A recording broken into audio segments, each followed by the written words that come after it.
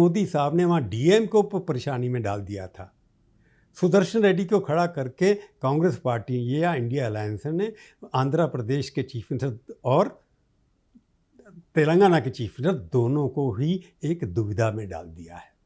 हालांकि कांग्रेस के हैं, वहाँ तो कांग्रेस के वोट तो मिलेंगे ही।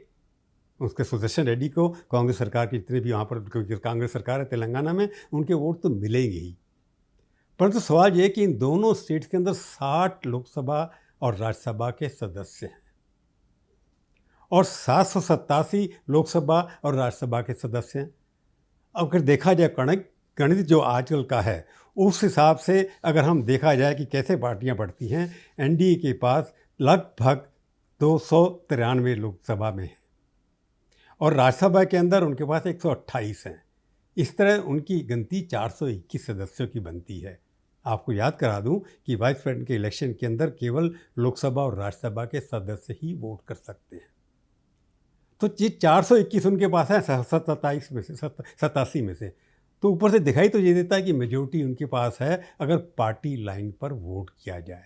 तो इन 421 में तेलुगु देशम भी शामिल है। ये मानकर कीजिए तेलुगु देशम के भी वोट उसके अंदर हैं, 16 वोट के लोकसभा के हैं और 2 राज्यसभा के 18 वोट उसके अंदर हैं। इसी तरह से वहाँ पर जो वाईएसआरडी के एमपी हैं वो भी उसके अंदर शामिल हैं, अगर आप 60 को लेकर के चलें। तो इन 60 के अंदर अगर बीजेपी के पास उसके अंदर केवल 11 एमपी हैं, दोनों सीट से मिला करके। अगर गणित को लेकर चलते हैं तो कांटे की टक्कर दिखाई देती है।